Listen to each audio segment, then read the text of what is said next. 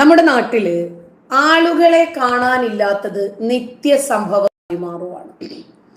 പ്രത്യേകിച്ച് കൊച്ചു പെൺകുട്ടികളെ കാണാനില്ല. ഈ പെൺകുട്ടി എങ്ങോട്ടാണ് പോകുന്നതെന്ന് അറിയില്ല. നമ്മുടെ നാട് മറ്റ് നാടുകളെയൊക്കെ അപേക്ഷിച്ച് നോക്കുമ്പോൾ ഒരുപാട് ദുരൂഹതകൾ നിറഞ്ഞ നാടായി മാറുന്നു. അതാണ് ഞാൻ ആദ്യം തന്നെ പറഞ്ഞത്, മറ്റൊരു ജസ്നയാകില്ല തസ്മീദ് എന്ന പെൺകുട്ടി. തസ്മീദ് തംസ് എന്ന 13കാരി ആസാമി പെൺകുട്ടിയാണ്. നമ്മുടെ ജസ്നയെ പോലെ ആകില്ല. കാരണം ഇപ്പൊ കണ്ടില്ലേ, തിരുവനന്തപുരം ജില്ലയിലെ കഴക്കൂട്ടത്ത് നിന്ന് കാണാതായതാണ് തസ്മീദ് തംസ് എന്ന 13കാരി. എന്തൊരു ദ്രുതഗതിയിലാണ് ഈ അന്വേഷണം പോകുന്നത്. അങ്ങനെ തന്നെ പോകണം, ഞാനത് മോശമായി പറയുന്നതല്ല. കുട്ടി എവിടെയുണ്ട് എന്ന് ജാഗ്രതയോടുകൂടി വിജിലന്റായി അന്വേഷിക്കുകയും അത് കണ്ടെത്തുകയും ചെയ്യണം. കാരണം നൂതനമായ ഒരുപാട് സംവിധാനങ്ങളുടെ നടുവിലാണ് നമ്മൾ പോയിക്കൊണ്ടിരിക്കുന്നത്. ജസ്ന മെരിയ ജെയിംസ് എന്ന പെൺകുട്ടിയുടെ തിരോധാന കേസിൽ ഇന്നും ഒരു പുകമറയായി നിൽക്കുന്നത് പോലെ ആയിരിക്കരുത്. ഇപ്പോ ജസ്നയോട് സാദൃശ്യമുള്ള പെൺകുട്ടിയെ പലയിടത്തും പല ആളുകളും കണ്ടു എന്ന് പറയുന്നു. ഇങ്ങേയറ്റം സിറിയയിലടക്കം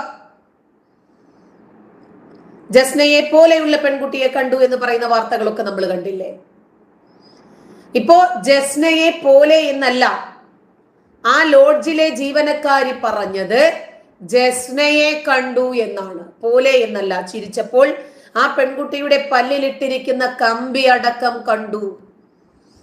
അവസാനം CCTV ദൃശ്യത്തിൽ പതിഞ്ഞതും ആ ലോഡ്ജിന് സമീപം തന്നെയായിരുന്നു. 191 രാജ്യങ്ങളിലെ കേരളത്തിനകത്ത് ഈ ലോഡ്ജിന്റെ അണ്ടറിലുള്ള പെൺകുട്ടിയെ അന്വേഷിച്ചാൽ എവിടെ കിട്ടും? അപ്പൊ ലോഡ്ജിലെ മുൻ ജീവനക്കാരിയുടെ വെളിപ്പെടുത്തലിലെ നേരറിയാൻ CBI എത്തുന്നു എന്ന വാർത്ത 2-3 ദിവസങ്ങളായി സോഷ്യൽ മീഡിയയിൽ വൈറലാണ്. മുൻ ജീവനക്കാരിയുടെയും ലോഡ്ജ് ഉടമയുടെയും ഒക്കെ മൊഴി CBI സംഘം രേഖപ്പെടുത്തുമെന്ന് കേൾക്കുന്നു. ലോഡ്ജിലും പരിശോധന നടത്തും. ഒരിക്കല് അന്വേഷണ സംഘം തള്ളിക്കളഞ്ഞ കേസാണിത്. വീണ്ടും ലോഡ്ജ് ജീവനക്കാരി പറഞ്ഞതിന് പിന്നിൽ എന്തെങ്കിലും ഗൂഢലക്ഷ്യമുണ്ടോ എന്ന് പോലീസ് അന്വേഷിക്കുന്നുണ്ട്. ജസ്നയുടെ തിരോധാനത്തെ തുടർന്ന് മുണ്ടക്കയം കേന്ദ്രീകരിച്ച് നടത്തിയ അന്വേഷണത്തിനൊടുവിൽ ഇത്തരത്തിൽ ഒരുപാട് വെളിപ്പെടുത്തലുകൾ ഉണ്ടാവുകയും അവയിലൊന്നും കഴമ്പില്ല എന്ന് കണ്ടെത്തുകയും ചെയ്തിരുന്നു. അതാണ് പോലീസ് എടുക്കുന്ന നിലപാട്. ജസ്നയെ കൊലപ്പെടുത്തി കുഴിച്ചുമൂടി എന്ന ഒരു കുട്ടിയുടെ പ്രവചനത്തിനെ പറ്റിയും പോലീസ് അന്ന് അന്വേഷിച്ചു, തെളിവ് കിട്ടിയില്ല. 191 രാജ്യങ്ങളിലാണ് യെല്ലോ നോട്ടീസ് പുറപ്പെടുവിച്ചത്. ഇന്റർപോൾ മുഖേന CBI പുറപ്പെടുവിച്ച നോട്ടീസാണ്. 2018 മാർച്ച് 22 കാണാതായ ജസ്ന എവിടെയാണ് എന്ന കാര്യത്തിൽ സൂചനകളൊന്നും കിട്ടിയില്ല. അപ്പോഴാണ് യെല്ലോ നോട്ടീസ് പുറപ്പെടുവിച്ചത്. ജസ്നയുടെ ഫോട്ടോ, കേസിനെ സംബന്ധിച്ച വിവരങ്ങൾ, തിരിച്ചറിയാനുള്ള അടയാളങ്ങൾ, ഇതൊക്കെ രാജ്യാന്തര പോലീസ് സംഘടനയായ ഇന്റർപോളിന് കൈമാറുകയും ചെയ്തു. എന്നാൽ ഒരു രാജ്യത്ത് നിന്ന് പോലും കേസിന് സഹായകമാകുന്ന വിവരങ്ങൾ CBI സംഘത്തിന് ലഭിച്ചില്ല. എരുമേലി റൂട്ടിൽ പുലിക്കുന്നിൽ പ്രധാന റോഡിൽ നിന്ന് മൺ റോഡിലൂടെ നടന്നാൽ റബ്ബർ തോട്ടത്തിന് നടുവിലെ ഒറ്റമുറി വീട് കാണാം. ആ വീട്ടിലെത്തിച്ച് പെൺകുട്ടിയെ 4 യുവാക്കൾ ചേർന്ന് കൊലപ്പെടുത്തി. വീടിന് സമീപം തെങ്ങിന് ചുവട്ടിൽ ഇളകിക്കിടക്കുന്ന മണ്ണ് നീക്കം ചെയ്താൽ മൃതദേഹം കിട്ടും. ജസ്നയുടെ ഒരു മോതിരം തെളിവായി ഒറ്റമുറി വീടിനുള്ളിൽ കിടപ്പുണ്ട്. കാഞ്ഞിരപ്പള്ളി സ്വദേശിയായ ഒരാൾ ചെന്നൈയിൽ നിന്നും പോലീസിന് കൈമാറിയതായിരുന്നു ഈ വിവരം. തന്റെ മകൻ പ്രവചിച്ചതാണ് എന്നും അയാൾ പറഞ്ഞു. ആ സ്ഥലം വീടുമൊക്കെ കൃത്യമായി ഉണ്ടായിരുന്നെങ്കിലും പറഞ്ഞതുപോലെയുള്ള ഒന്നും കണ്ടെത്താൻ സാധിച്ചില്ല. നിർമ്മാണത്തിലിരിക്കുന്ന വീടിന്റെ തറയിൽ ജസ്നയെ കുഴിച്ചിട്ടിട്ടുണ്ട്. ലോക്കൽ പോലീസ് കേസ് അന്വേഷിക്കുന്ന സമയത്താണ് ഇങ്ങനെ ഒരു വിവരം ലഭിക്കുന്നത്. അതും ദൃശ്യം സിനിമ ഇറങ്ങിയ നാളുകളിൽ തന്നെ. ഏന്തയാർ ടൗണിൽ നിന്ന് 1/2 കിലോമീറ്റർ അകത്ത് പുതുതായി നിർമ്മിക്കുന്ന വീടിന്റെ തറയിലെ മണ്ണ് നീക്കി പരിശോധിക്കാൻ അന്നത്തെ ജില്ലാ പോലീസ് മേധാവി അടക്കമുള്ളവരെത്തി. പക്ഷെ അവിടെ നിന്നും തുമ്പൊന്നും ലഭിച്ചില്ല. ജസ്നയുടേത് എന്ന് കരുതുന്ന CCTV ദൃശ്യം പതിഞ്ഞത് ബസ് സ്റ്റാൻഡിന് സമീപത്തെ വസ്ത്രവ്യാപാര സ്ഥാപനത്തിലായിരുന്നു. മറ്റൊരു ക്യാമറയിൽ തലയിൽ തട്ടമിട്ട് നടന്നു പോകുന്ന രീതിയിൽ ജസ്നയെ കണ്ടെത്തിയെന്ന് വെളിപ്പെടുത്തിയതോടെ പോലീസ് അതും അന്വേഷിച്ചു. ദൃശ്യങ്ങൾ പരിശോധിച്ചപ്പോൾ ജസ്നയോട് രൂപസാദൃശ്യമുള്ള പാച്ചിക്കവല സ്വദേശിനിയായ വിദ്യാർത്ഥിയാണതെന്ന് കണ്ടെത്തി. ജസ്നയെ ബാംഗ്ലൂരിലെ ഷോപ്പിംഗ് മാളിൽ കണ്ടെത്തിയെന്ന് കോട്ടയം സ്വദേശിയായ യുവാവ് പോലീസിനെ അറിയിച്ചു. അങ്ങനെ അന്വേഷണ സംഘം അവിടെയും എത്തി. പക്ഷെ അവിടെയും കണ്ടെത്താൻ കഴിഞ്ഞില്ല. മുണ്ടക്കയത്തെ ലോഡ്ജിലെ മുൻ ജീവനക്കാരിയുടെ വെളിപ്പെടുത്തൽ സത്യമാണോ? ആണെങ്കിൽ ഇവിടെ എത്തിയ ജസ്ന പിന്നീട് എവിടേക്ക് പോയി തുടങ്ങിയ കാര്യങ്ങളായിരിക്കും CBI സംഘം അന്വേഷിക്കുന്നത്. ജീവനക്കാരിയെയും ലോഡ്ജ് ഉടമയെയും CBI സംഘം ഫോണിൽ വിളിച്ച് വിവരങ്ങൾ ചോദിച്ചറിഞ്ഞു. 3 വർഷം മുമ്പ് ഇതേ വെളിപ്പെടുത്തൽ ജസ്ന കേസിൽ അന്ന് അന്വേഷണം നടത്തിയ ക്രൈംബ്രാഞ്ച് സംഘത്തോടും ലോഡ്ജിലെ മുൻ ജീവനക്കാരി നടത്തിയിരുന്നു. അന്ന് ക്രൈംബ്രാഞ്ച് സംഘം ലോഡ്ജിലെത്തി അന്വേഷണം നടത്തി. ലോഡ്ജിലും പരിസരങ്ങളിലും 2018 CCTV ക്യാമറകൾ കുറവായിരുന്നു. അതുകൊണ്ട് അന്വേഷണത്തിന് സഹായകമായിട്ട് CCTV ദൃശ്യങ്ങളൊന്നും ലഭിച്ചില്ല. കാഞ്ഞിരപ്പള്ളിയിലെ കോളേജിൽ BCom 2ാം വർഷ വിദ്യാർത്ഥിനിയായിരുന്ന ജസ്നയെ പത്തനംതിട്ട ജില്ലയിലെ വെച്ചൂച്ചിറ കൊല്ലമുളയിലെ വീട്ടിൽ നിന്നാണ് 2018 മാർച്ച് 22ാം തീയതി കാണാതാകുന്നത്. എരുമേലിയിൽ നിന്ന് മുണ്ടക്കയം ബസ്സിൽ കയറിയതായി പോലീസ് കണ്ടെത്തി. അവിടെ നിന്ന് ആരംഭിച്ച അന്വേഷണം ഇന്നും ഊഹാപോഹങ്ങളും വെളിപ്പെടുത്തലുകളും ആശങ്കകളും ഒക്കെയായി വർഷം 6 പിന്നിടുന്നു. ആദ്യം ലോക്കൽ പോലീസും പിന്നീട് ക്രൈംബ്രാഞ്ചും അത് കഴിഞ്ഞ് CBIയും അന്വേഷിച്ച കേസാണ് ഇത് വീണ്ടും ചർച്ചയാകുന്നത്. മുണ്ടക്കയം ടൗണിന്റെ ഹൃദയഭാഗത്ത് പ്രവർത്തിക്കുന്ന ലോഡ്ജ്, വ്യാപാര സ്ഥാപനങ്ങൾ 2 വശവും നിറഞ്ഞ ചെറിയ ഇടനാഴി കടന്നാലാണ് ഈ സ്ഥാപനം. അവിടെ നിന്ന് പടി കയറി 2ാം നിലയിലെ 102ാം നമ്പർ മുറിയിലെത്താം. മുറിക്ക് പുറത്ത് ജസ്നയോട് സാദൃശ്യമുള്ള പെൺകുട്ടിയെ കണ്ടു, അല്ല ജസ്നയെ കണ്ടു എന്നാണ് കഴിഞ്ഞ ദിവസം ലോഡ്ജിലെ മുൻ ജീവനക്കാരി വെളിപ്പെടുത്തിയത്. ഇപ്പോഴത്തെ മാധ്യമങ്ങള് സാദൃശ്യമുള്ളത് എന്നാക്കി മാറ്റാൻ ശ്രമിക്കുന്നത് ആരെ രക്ഷപ്പെടുത്താനാണെന്ന് അറിയില്ല. പെൺകുട്ടി ചിരിച്ചപ്പോൾ പല്ലുകളിൽ കമ്പി ഇട്ടിരുന്നത് വ്യക്തമായി കണ്ടെന്നും പിന്നീട് പത്രത്തിൽ ജസ്നയുടെ ഫോട്ടോ കണ്ടപ്പോഴാണ് രണ്ടും ഒരാളാണ് എന്ന് തിരിച്ചറിഞ്ഞതെന്നും ഒക്കെയാണ് മുൻ ജീവനക്കാരി പറഞ്ഞത്.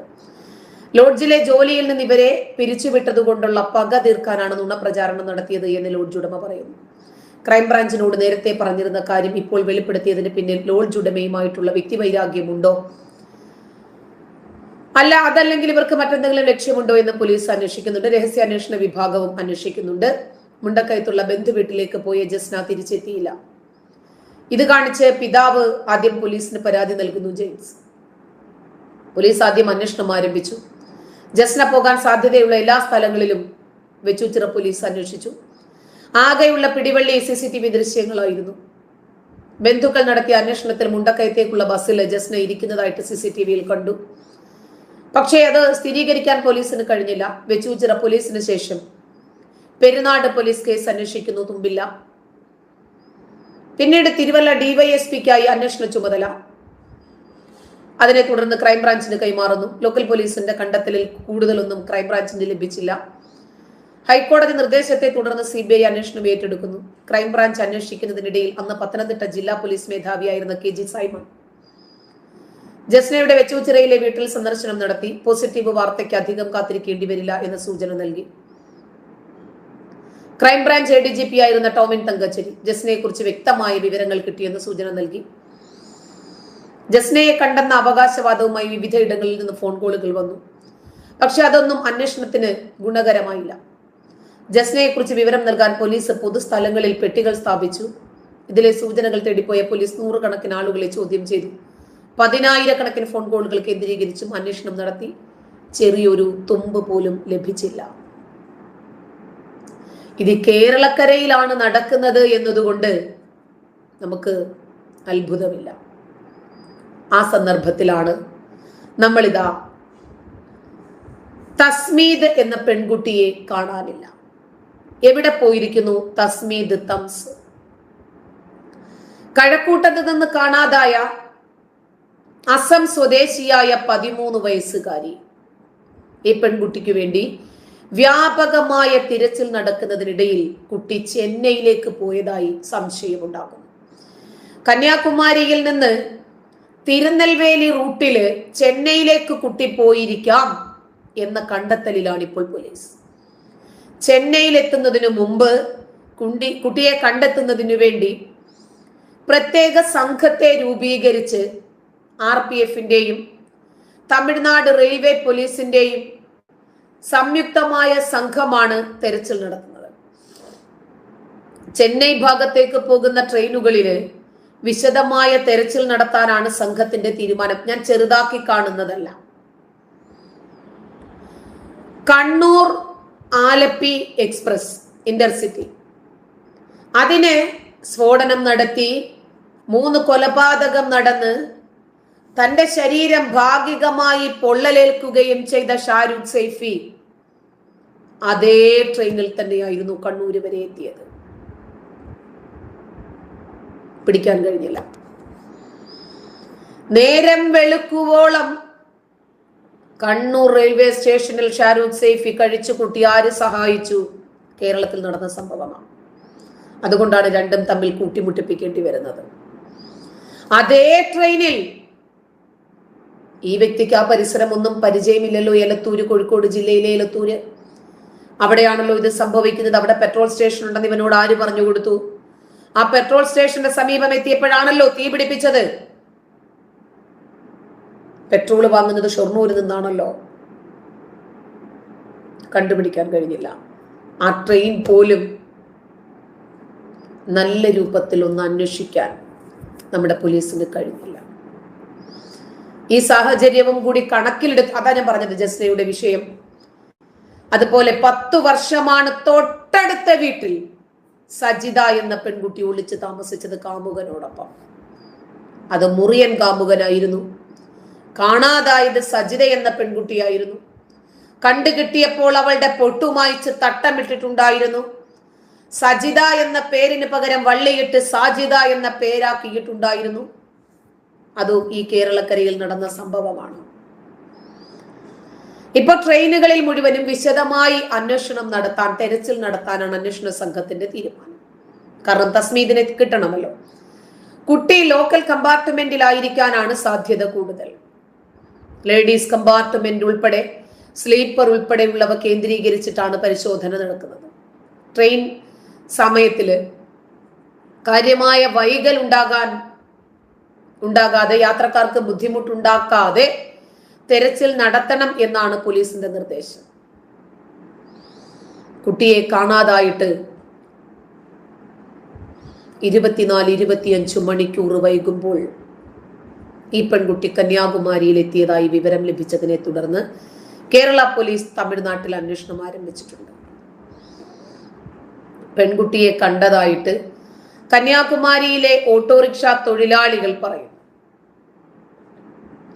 കന്യാകുമാരി റെയിൽവേ സ്റ്റേഷനിലെ 6 പ്ലാറ്റ്ഫോമുകളും ട്രെയിനുകളും സ്റ്റേഷൻ പരിസരവും പരിശോധിച്ചതായി റെയിൽവേ സംരക്ഷണ സേനയും അറിയിക്കുന്നു.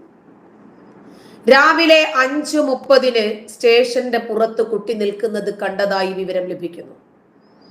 കുട്ടി ബീച്ച് ഭാഗത്തേക്ക് പോകാനുള്ള സാധ്യത കണക്കിലെടുത്ത് അങ്ങോട്ടേക്കായി പിന്നീട് പരിശോധന. ഈ ഭാഗങ്ങളിലെ CCTV ദൃശ്യങ്ങൾ തമിഴ്നാട് പോലീസ് പരിശോധിക്കുന്നു. കേരള പോലീസ് സംഘത്തിൽ 4 പേർ, തമിഴ്നാട് പോലീസും വിവിധ ഇടങ്ങളിൽ പരിശോധന നടത്തുന്നു. ഇന്നലെ ഉച്ചയ്ക്കാണ് ബംഗളൂരു കന്യാകുമാരി ട്രെയിനില് കുട്ടി യാത്ര ചെയ്യുന്ന ചിത്രം ലഭിക്കുന്നത്. ട്രെയിനിലിരുന്ന് കരയുന്നത് ശ്രദ്ധിച്ച യാത്രക്കാരിയാണ് പെൺകുട്ടിയുടെ ചിത്രം പകർത്തിയത്. പിന്നീട് ഒരു പെൺകുട്ടിയെ കാണാതായ വാർത്ത അറിഞ്ഞതോടെ സംശയം തോന്നി. ചിത്രം പോലീസിന് കൈമാറി. കുടുംബത്തെ ചിത്രം കാണിച്ച് ഈ പെൺകുട്ടി തന്നെയാണ് ട്രെയിനിലിരിക്കുന്ന പെൺകുട്ടിയെന്നും അത് തന്നെയാണ് ഈ സ്ത്രീ എടുത്ത ഫോട്ടോ എന്നും പോലീസ് ഉറപ്പിക്കുന്നു. ഇന്നലെ ഉച്ചയ്ക്ക് 1 മണിയോടെ തമ്പാനൂരിൽ നിന്നാണ് കുട്ടി ട്രെയിനിൽ കയറിയത്. ട്രെയിനിൽ കുട്ടിയെ ശ്രദ്ധിച്ച മറ്റൊരു യാത്രക്കാരിയിൽ നിന്ന് ലഭിച്ച വിവരത്തിന്റെ അടിസ്ഥാനത്തിൽ പാറശാല വരെ പെൺകുട്ടി ട്രെയിനിൽ യാത്ര ചെയ്തിരുന്നതായി പോലീസിന് വിവരം ലഭിക്കുന്നു. കന്യാകുമാരിയിൽ നിന്ന് തിരുനെൽവേലി റൂട്ടിൽ ചെന്നൈയിലേക്ക് കുട്ടി പോയിരിക്കാം എന്നാണ് ഇപ്പോൾ പോലീസ് കണ്ടെത്തുന്ന ലാസ്റ്റ് നിഗമനം. കുടുംബം ഏറെ വേദനയിലാണ്. മാധ്യമങ്ങളിൽ വാർത്ത വന്ന സ്ഥിതിക്ക് ഒരുപക്ഷെ അവർ പ്രതീക്ഷയോടെ കാത്തിരിക്കുന്നു. കാണാതായ കുട്ടിയെ കുറിച്ചിട്ടുള്ള അന്വേഷണം ചെന്നൈയിലും വിപുലമായ രൂപത്തിൽ മുന്നോട്ട് പോകുന്നു. ഇന്നലെ 5:50 കന്യാകുമാരിയിൽ നിന്ന് ചെന്നൈയിലേക്ക് ട്രെയിൻ പോയിട്ടുണ്ട്. കുട്ടി ടിക്കറ്റ് എടുക്കാതെ എഗ്മോർ എക്സ്പ്രസിൽ കയറിപ്പോയി എന്നാണ് ഇപ്പോൾ ലഭിക്കുന്ന സംശയം. കന്യാകുമാരി റെയിൽവേ സ്റ്റേഷനിലെ 6 പ്ലാറ്റ്ഫോമുകളും ട്രെയിനുകളും സ്റ്റേഷൻ പരിസരവും പരിശോധിച്ചതായി റെയിൽവേ സംരക്ഷണ സേന പറഞ്ഞു. രാവിലെ 5:30 സ്റ്റേഷന്റെ പുറത്ത് കുട്ടി നിൽക്കുന്നതായി വിവരം ലഭിച്ചതുകൊണ്ടാണ് കുട്ടി ബീച്ച് ഭാഗത്തേക്ക് പോകാനുള്ള സാധ്യത പോലീസ് കൂടുതൽ സ്പെസിഫൈ ചെയ്യുന്നത്. CCTV ദൃശ്യങ്ങൾ തമിഴ്നാട് പോലീസും പരിശോധിച്ചുകൊണ്ടിരിക്കുകയാണ്. കന്യാകുമാരി ഓട്ടോറിക്ഷ അസോസിയേഷന് പെൺകുട്ടിയുടെ ഫോട്ടോ കൈമാറിയതായി തമിഴ്നാട് പോലീസ് പറഞ്ഞു. കന്യാകുമാരി DYSPയുടെ നേതൃത്വത്തിൽ രാവിലെ 4 മണി മുതൽ പരിശോധന നടക്കുകയാണ്. ഈ സമയത്താണ് പെൺകുട്ടിയെ താൻ കണ്ടതായി ഒരു ഓട്ടോറിക്ഷ തൊഴിലാളി പറയുന്നത്. ഓട്ടോറിക്ഷ തൊഴിലാളികളിൽ ഒന്നിലേറെ ആളുകൾ പറയുന്നു 4 മണിക്ക് കന്യാകുമാരിയിൽ എത്തിയതായിട്ടാണ് ഓട്ടോറിക്ഷക്കാർ പോലീസിനോട് പറയുന്നത്. റെയിൽവേ പോലീസ് പരിസരത്ത് അന്വേഷിക്കുന്നുണ്ട്. കേരള പോലീസ് സംഘത്തിൽ 4 പേരുണ്ട് അന്വേഷണത്തിന്.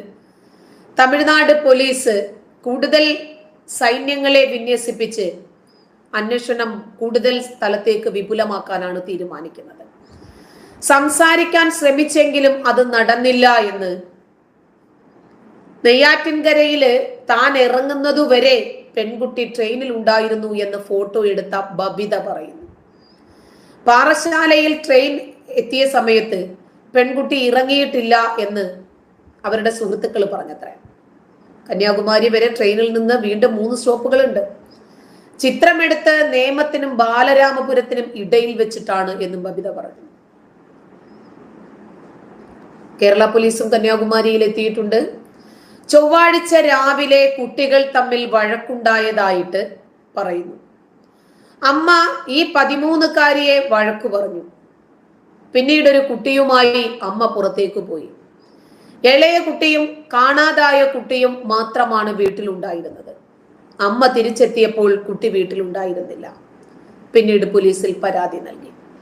പെൺകുട്ടിയുടെ അച്ഛൻ കേരളത്തിലെത്തിയിട്ട് 1 വർഷമായി.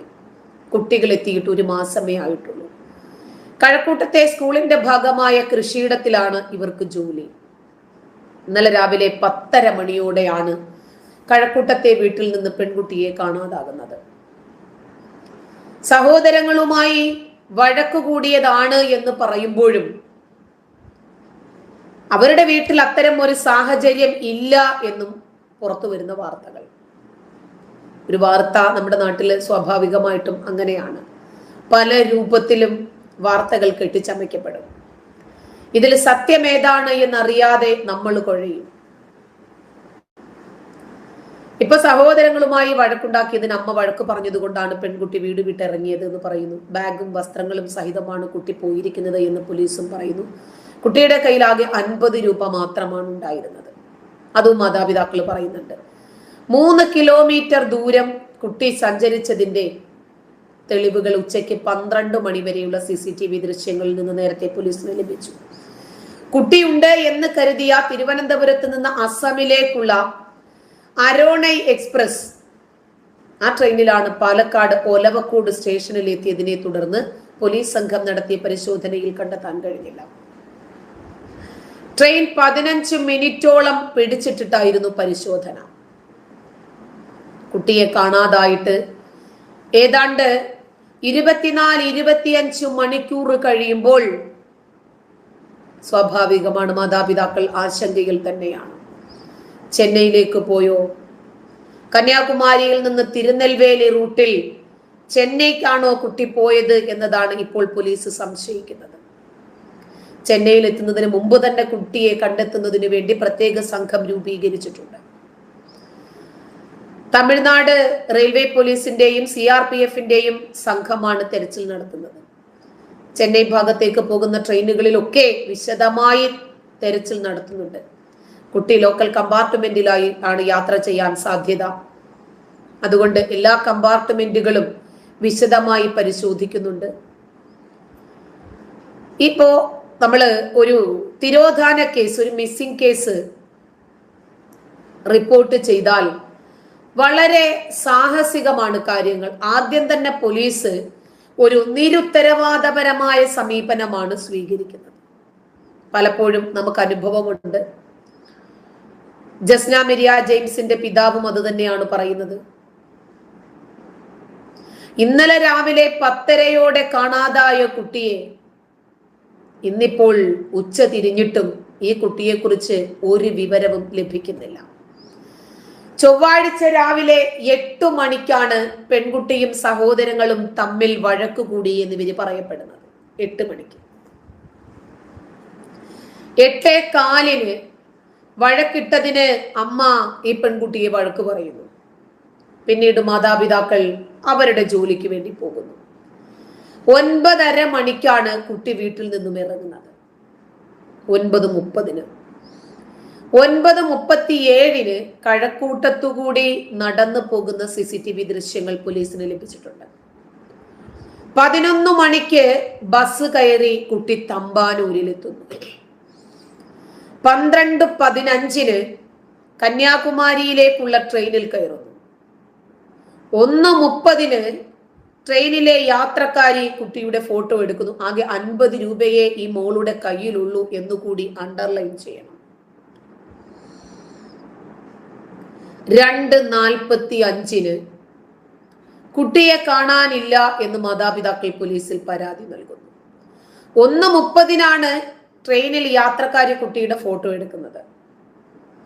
അവിടെ നിന്ന് വീണ്ടും 1.25 മണിക്കൂർ കഴിയുമ്പോഴാണ് കുട്ടിയെ കാണാനില്ല എന്ന് പറഞ്ഞ് പോലീസിൽ മാതാപിതാക്കൾ പരാതി നൽകുന്നത്. 3:30 തെരച്ചിലിന് തുടക്കം കുറിക്കുന്നു. ബുധനാഴ്ച രാവിലെ 4 മണിക്ക് കുട്ടിയെ ട്രെയിനിൽ കണ്ടു എന്ന് ഒരു യുവതി ഫോട്ടോ സഹിതം പോലീസിന് ഒരു തെളിവ് നൽകുന്നു. 4:30 കന്യാകുമാരി പോലീസിന് ഈ വിവരം കൈമാറുന്നു. 7 മണിക്ക് കേരള പോലീസ് കന്യാകുമാരിയിൽ എത്തി തെരച്ചിൽ നടത്തുന്നു.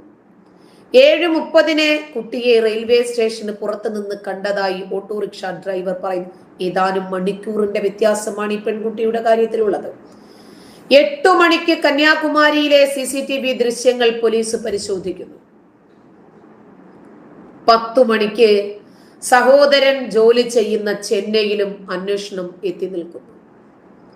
മുമ്പ് വീട്ടിൽ ഇതുപോലെ എന്തോ ചെറിയ തർക്കമുണ്ടായതിനെ തുടർന്ന് മൂത്ത കുട്ടിയും നാട് വിട്ടു പോയതാണ് എന്നാണ് വാർത്തകളിൽ നിന്ന് കാണാൻ കഴിയുന്നത്.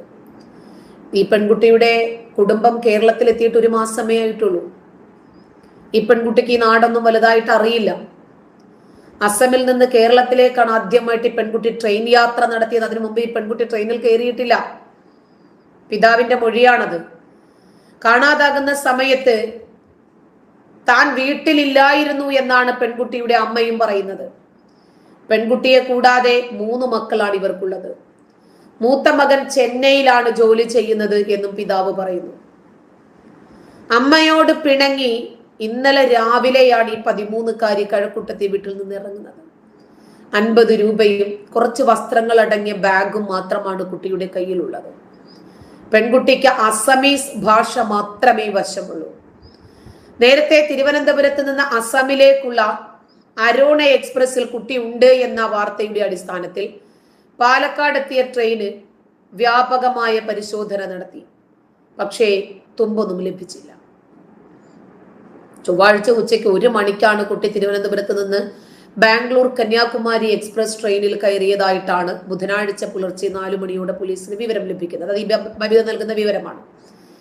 അതേ ട്രെയിനിൽ കുട്ടിയുടെ എതിർവശത്തുള്ള സീറ്റിൽ ഇരിക്കുകയായിരുന്ന ഒരു യാത്രക്കാരിയാണ് പോലീസിന് നിർണായകമായ വിവരം കൈമാറുന്നത്. ട്രെയിനിലെ യാത്രക്കാരി പെൺകുട്ടിയോട് സംസാരിക്കാൻ ശ്രമിച്ചെങ്കിലും മലയാളം വശമില്ലാത്തത് കൊണ്ട് നടന്നില്ല. പെൺകുട്ടിക്ക് അസമീസ് ഭാഷ മാത്രമേ വശമുണ്ടായിരുന്നുള്ളൂ. എന്നാൽ പെൺകുട്ടി അല്പം ദേഷ്യത്തിലായിരുന്നെന്നും പാറശാല വരെ ട്രെയിനിൽ തന്നെ ഉണ്ടായിരുന്നെന്നും ചിത്രം പകർത്തിയ ബബിത ന്യൂസിനോട് പറയുന്നു. ട്രെയിനിൽ തിരക്കൊന്നും ഉണ്ടായിരുന്നില്ല, പെൺകുട്ടി തനിച്ചായിരുന്നു എന്നും അവർ കൂട്ടിച്ചേർക്കുന്നു. ഒരു പക്ഷേ ആ ചിത്രമെടുത്ത സമയത്ത് ഒരു 13 വയസ്സുകാരിയാണ്. കുട്ടി കരയുന്നുണ്ടായിരുന്നു. കുട്ടിക്ക് ഒരുപാട് ഭാഷകൾ വശമില്ലായിരുന്നു. അങ്ങനെ നോക്കുമ്പോ ഈ ബബിത, ഞാൻ കുറ്റപ്പെടുത്തുന്നതല്ല, ബബിത നൽകുന്ന നിർണായകമായ തെളിവ് വെച്ച് തന്നെയാണ് ഇപ്പോൾ പോലീസ് മുന്നോട്ട് പോയിക്കൊണ്ടിരിക്കുന്നത്. അതൊന്നും അല്ലെന്ന് പറയുന്നതല്ല. പക്ഷേ അവരൊന്ന് ആഞ്ഞു പിടിച്ചിരുന്നെങ്കിൽ ആ കുട്ടിയെ കണ്ടെത്താൻ കഴിയുമായിരുന്നില്ല. ഇതെന്റെ വ്യക്തിപരമായ ഒരു സംശയം മാത്രമാണ്. 13-കാരിയാണ്, കരയുന്നുണ്ട്, അന്യ സംസ്ഥാനത്ത് നിന്ന് വന്ന പെൺകുട്ടിയാണ്. അങ്ങനെ നോക്കുമ്പോൾ ഈ പെൺകുട്ടി എവിടെ പോകുന്നു? സ്വാഭാവികമാണ്, ആരെയെങ്കിലും ഒരുപക്ഷെ പെട്ടെന്ന് അങ്ങനെ തോന്നിയിട്ടുണ്ടാകില്ല. ഈ കുട്ടിയെ സംബന്ധിക്കുന്ന വിവരങ്ങൾ വേറെ ആർക്കെങ്കിലും അറിയാമായിരിക്കും, അല്ലെങ്കിൽ ഈ പെൺകുട്ടിയുടെ ആളുകൾ അപ്പുറത്തോ ഇപ്പുറത്തോ യാത്ര ചെയ്യുന്നു എന്ന് വിചാരിച്ചിരിക്കാം, അറിയില്ല. നമ്മുടെ നാട്ടില് ഇതുപോലെയുള്ള ദുരൂഹതയേറിയ ഒരുപാട് സംഭവ വികാസങ്ങൾ കഴിഞ്ഞു പോയിട്ടുണ്ട്, നമ്മൾ മറന്നിട്ടില്ല. ആലുവയിൽ നിന്ന് കാണാതായ 5 വയസ്സുകാരി ചാന്ദിനി എന്ന പെൺകുട്ടിയുടെ ചിരിക്കുന്ന മുഖം നമുക്ക് മറക്കാൻ കഴിയില്ല. മേൽചുണ്ടു മടക്കി വെച്ച് നിഷ്കളങ്കമായി ചിരിക്കുന്ന 5 വയസ്സുകാരി നമ്മുടെയൊക്കെ മകളായിരുന്നു എന്ന് നമുക്കിപ്പോൾ അറിയാം. ഇത് സംഭവിച്ചു കഴിഞ്ഞപ്പോൾ ആ പെൺകുട്ടിയെ കൊല്ലപ്പെട്ട നിലയിലാണ് കണ്ടെത്തിയത്. ആലുവ മാർക്കറ്റിന് സമീപത്ത് നിന്നാണ് കുട്ടിയുടെ മൃതദേഹം ചാക്കിൽ കെട്ടി ഉപേക്ഷിച്ച നിലയിൽ കണ്ടെത്തുന്നത്. ആ പെൺകുട്ടിയെ കാണാതായ ആദ്യത്തെ 20 മണിക്കൂറുകൾ ആ പെൺകുട്ടിക്കായി പോലീസ് തെരച്ചിൽ നടത്തി. അങ്ങനെയാണ് മൃതദേഹം കണ്ടെത്തുന്നത്. പോലീസിന്റെ മികവാണ്, ഇല്ലെന്ന് പറയുന്നില്ല. ബീഹാർ സ്വദേശികളായ ദമ്പതികളുടെ 5 വയസ്സുള്ള മകളാണ് കൊല്ലപ്പെട്ട ചാന്ദിനി. തായ്ക്കാട്ടുകര UP സ്കൂളിലെ 1ാം ക്ലാസ് വിദ്യാർത്ഥിനിയാണ്. സംഭവത്തിൽ അസം സ്വദേശി തന്നെയായ അഷ്ഫാഖ് ആലം അവരെയാണ് പിടിച്ചത്. കുട്ടിയെ ഇവൻ മറ്റൊരാൾക്ക് കൈമാറി. മുക്കത്തെ വീട്ടിൽ നിന്ന് വിളിച്ചിറക്കി കൊണ്ടുപോയ കുട്ടിക്ക് ജ്യൂസ് വാങ്ങി നൽകി സുഹൃത്തിന്റെ സഹായം കൊണ്ട് കുട്ടിയെ കടത്തിക്കൊണ്ടുപോകാൻ ലഭിച്ചു എന്ന് ഇയാൾ പോലീസിന് മൊഴി നൽകി. സക്കീർ ഹുസൈൻ എന്നയാൾക്കാണ് കുട്ടിയെ കൈമാറിയതെന്നും പ്രതി പറഞ്ഞു. ആ പെൺകുട്ടിയെ കയ്യിൽ ഐസ്ക്രീമോ മിഠായിയോ എന്തോ വാങ്ങിക്കൊടുത്തിട്ട് കൈക്ക് പിടിച്ച് വലിച്ചു കൊണ്ടുപോകുന്ന CCTV ദൃശ്യമായിരുന്നു നമുക്ക് ലഭിച്ചത്. നമ്മുടെ നാട്ടില് ഏത് രൂപത്തിലുള്ള സുരക്ഷാ സംവിധാനങ്ങൾ ഉണ്ടെന്ന് പറഞ്ഞിട്ടും സ്ത്രീകൾക്കും പെൺകുട്ടികൾക്കും ഏറെ പ്രയോജനകരമായ നിയമങ്ങൾ ഉണ്ടെന്ന് പറഞ്ഞിട്ടും പലപ്പോഴും ഇതൊക്കെ സംഭവിക്കുന്നതിന് തൊട്ട് മുമ്പ് കാറിൽ ചാരി നിന്നതിന് ഒരു പിഞ്ച് ബാലനെ ഫുട്ബോൾ തട്ടുന്നത് പോലെ തട്ടിത്തെറിപ്പിച്ച ഒരു പ്രതിയെക്കുറിച്ച് നമ്മൾ വാർത്തയിൽ വായിച്ചിരുന്നു. കേരളത്തിലെത്തി കച്ചവടം നടത്തുന്ന രാജസ്ഥാനി സ്വദേശികളുടെ മകനായ ഗണേശൻ എന്ന 6 വയസ്സുകാരൻ. ഇവന്റെ കാൽത്തരിപ്പിന് ഇരയാകുകയായിരുന്നു. ക്രൂരമായ മർദ്ദനത്തിന് ഇരയായ കുട്ടിയുടെ തലയ്ക്ക് സാരമായ കേട് സംഭവിച്ചത് നമ്മൾ കണ്ടു. ആ കുട്ടിയുടെ നടുവിനും ഗുരുതരമായ പരിക്കേറ്റിട്ടുണ്ടായിരുന്നു. ദൃക്സാക്ഷികളിൽ ചിലരാണ് ആ കുട്ടിയെ ഹോസ്പിറ്റലിൽ എത്തിക്കുന്നത്. പൊന്നിയമ്പാലം സ്വദേശിയായ ഷിർഷാദ് എന്ന 20 വയസ്സുകാരന്റെ ധാർഷ്ട്യത്തിനും പണക്കൊഴുപ്പിനും കാൽക്കരുത്തിനും ഇരയായത് 6 വയസ്സുകാരനായ ആ പൈതലായിരുന്നു. തലശ്ശേരിയിലെ തിരക്കേറിയ റോഡില് അവന്റെ ഒരു വണ്ടിയുണ്ട്, എന്താണ് റോങ് ഡായി, ഇത് നിർത്തിയിട്ടു. അപ്പോൾ ഈ വണ്ടിയിൽ ഈ കുഞ്ഞൊന്ന് നോക്കുകയോ തൊടുകയോ ചെയ്തു പോയി. ഇവനെ പിടിച്ചില്ല. പണക്കൊഴുപ്പ് ഇവൻ കാണിച്ചു. ഒരു വിവാഹ ആവശ്യത്തിനായിട്ട് കുടുംബത്തിനോടൊപ്പം എത്തിയതാണ് ഈ ഷിർഷാദ്. ഇവൻ വണ്ടി നിർത്തിയ സമയം രാജസ്ഥാൻ സ്വദേശികളുടെ മകനായ ഗണേശ് എന്ന 6 വയസ്സുകാരൻ കാറിൽ ചാരി നിന്നു, തൊട്ടു നോക്കി. ആ കുട്ടിയുടെ കീറിപ്പറഞ്ഞ മുഷിഞ്ഞ വേഷവും അതിന്റെ കയ്യിലെ ചെളിയും മണ്ണും ഒക്കെ കാറിലായത് ഇവന് സഹിക്കാൻ പറ്റിയില്ല. ഫുട്ബോള് പോലും ഇത്രയും ആഘാതത്തിൽ ഒരു മനുഷ്യൻ തട്ടുമോ എന്നന്ന് പോലീസ് സംശയം പറഞ്ഞു. കുട്ടിയെ ചവിട്ടി തെറിപ്പിച്ചു. ഉടനെ തന്നെ കണ്ടു നിന്ന ആളുകൾ ചിലരെത്തി അയാളെ എതിർത്തു. പക്ഷെ അവരോടും ഇവൻ കയർത്തു. അതിനുശേഷം അവൻ സ്ഥലം വിട്ടു. പക്ഷെ കണ്ടു നിന്നവർ അയാൾക്കെതിരെ അപ്പോൾ തന്നെ പോലീസിൽ പരാതി കൊടുത്തു. പോലീസ് നടപടി എടുത്തില്ല എന്നും പരാതിയുണ്ട്. മണിക്കൂറുകൾ കഴിഞ്ഞിട്ടാണ് ഇയാളെ വിളിച്ചു വരുത്തി കാര്യം തിരക്കി കാറ് കസ്റ്റഡിയിലെടുത്തു. അയാളെ തിരിച്ചുവിട്ടു. CCTV ദൃശ്യങ്ങൾ വൈറലായി. നടപടി എടുക്കേണ്ടി വന്നു പോലീസിന്. അതും സോഷ്യൽ മീഡിയയുടെ വിജയമാണ്. സംഭവം ശ്രദ്ധയിൽപ്പെട്ടെന്നും പ്രശ്നത്തിൽ ഇടപെടുമെന്നും അന്ന് ബാലാവകാശ commission chairman KV Manoj Kumar പത്രപ്രസ്താവന നടത്തി. അതോടുകൂടി അവർ ഇടപെടുകയും ചെയ്തു. നമ്മുടെ നാട്ടിൽ നമുക്കൊരു വ്യത്യസ്തമായ രീതിയുണ്ട്. ഒരു വാർത്ത ഏതാനും മണിക്കൂറുകൾ മാത്രമേ അതിന് ആയുസ് ഉണ്ടാകൂ. അത് കഴിഞ്ഞാൽ നമ്മൾ അടുത്ത വാർത്തയുടെ പിന്നാമ്പുറം തേടി പോകും. ഇതിനെന്ത് സംഭവിച്ചെന്നോ, ഈ കുട്ടിക്ക് പിന്നീട് എന്താണ് നടന്നതെന്നോ, ഈ കേസിൽ നിർണായകമായ എന്തെങ്കിലും വഴിത്തിരിവ് ലഭിച്ചോ എന്നൊന്നും നമ്മൾ അതിന്റെ പിന്നാലെ പോകാറില്ല. ഇതൊക്കെ നമ്മുടെ നാട്ടിൽ സ്ഥിരമായി നടന്നുകൊണ്ടിരിക്കുന്ന സംഭവ വികാസങ്ങളാണ്. അങ്ങനെ പലരെയും കണ്ടെത്താൻ സാധിക്കാതിരുന്ന, തുമ്പില്ലാതിരുന്ന ഒരുപാട് തിരോധാന കേസുകളിൽ ഒന്നാകാതിരിക്കട്ടെ നമ്മുടെ 13-കാരിയായ തസ്മീദിന്റെ വിഷയവും എന്ന് ആത്മാർത്ഥമായി ആഗ്രഹിച്ചു പോകുവാണ്. കാരണം നമ്മുടെ നാട്ടിൽ നടക്കുന്ന നിരവധി സംഭവ വികാസങ്ങൾ നമ്മുടെ മനസ്സിനെ ആകെ കലക്കി മറിച്ചിട്ടുണ്ട്. പലപ്പോഴും എഴുന്നേൽക്കുന്നതൊക്കെ തലമരവിപ്പിക്കുന്ന വാർത്തകളുമായിട്ടാണ്. ദിവസവും പത്രം നോക്കിയാൽ എവിടെയും നെഗറ്റീവ് വാർത്തകൾ മാത്രം. കാണാനില്ല, തട്ടിക്കൊണ്ടുപോയി, ബലാത്കാരം, കൊലപാതകം, കൽക്കട്ടയിലെ ഡോക്ടറുടെ വിഷയം നമ്മൾ കണ്ടുകൊണ്ടിരിക്കുകയാണ്.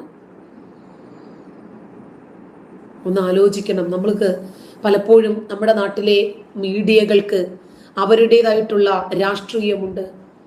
വാർത്തകൾ ഏത് രൂപത്തിൽ കൊടുക്കണം, ഇരകളുടെ ജാതിയും മതവും ഒക്കെ, അവരുടെ രാഷ്ട്രീയവും പൊളിറ്റിക്കൽ ഇൻഫ്ലുവൻസും ഒക്കെ പലപ്പോഴും നമ്മുടെ വാർത്തകൾക്ക് പ്രധാനമാണ്. എങ്ങനെ ഒരു വാർത്ത കൊടുക്കണം എന്ന് അവരുടെ പൊളിറ്റിക്സ് തീരുമാനിക്കും.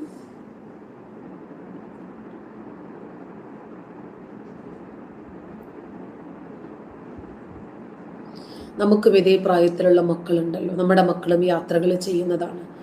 അതുകൊണ്ട് നമുക്ക് ഇത്തരം സംഭവങ്ങൾ നമ്മുടെ നാട്ടിൽ നടക്കുമ്പോൾ ഒന്ന് സംസാരിക്കേണ്ടി വരുന്നതാണ് ഇതിനെ വിഷയിച്ച്. ഇല്ല, ബബിതയെ ഞാൻ കുറ്റപ്പെടുത്തിയതല്ല. ആ കുട്ടി വല്ലാതെ ദേഷ്യപ്പെട്ടിരുന്നു എന്നത് ശരിയാണ്. ഈ ഗോൾഡൻ സൺറൈസ് പറയുന്നു, ഞാൻ ആ ബബിതയെ കുറ്റപ്പെടുത്തിയതല്ല. ന്യായമായ ഒരു കാര്യത്തിനാണ് ആ കുട്ടി ഇറങ്ങി തിരിച്ചതെങ്കിൽ സദാചാര പോലീസ് അതല്ല ഞാൻ പറയുന്നത്. ബബിത ആ കുട്ടിയുടെ ഫോട്ടോ എടുത്തു, അതുകൊണ്ടാണ് ആ പെൺകുട്ടി ട്രെയിനിൽ യാത്ര ചെയ്തു എന്ന് നമുക്കറിയാൻ കഴിയുന്നത്. ഇനി ഇവരെ കുറ്റപ്പെടുത്തിയാൽ ഇനി ഇതുപോലെ ഒരു തുമ്പ് പോലും തരാൻ ആളുകൾ ഭയക്കും. ഞാനതല്ല പറഞ്ഞത്. ഒരു 13-കാരിയല്ലേ, മലയാളിയുമല്ലല്ലോ. അവരുടെ വീട്ടിൽ നിന്ന് വേഷത്തിലാണ് വന്നതെന്ന് പറയുന്നു. കയ്യിൽ 50 രൂപയേ ഉള്ളൂ എന്ന് പറയുന്നു. അപ്പോ ആ കുട്ടിയുടെ കൂടെ മറ്റാരും ഇല്ലെന്ന് പറയുന്നു. സ്വാഭാവികമല്ലേ, നമുക്കൊരു സംശയം ഉണ്ടാകില്ലേ?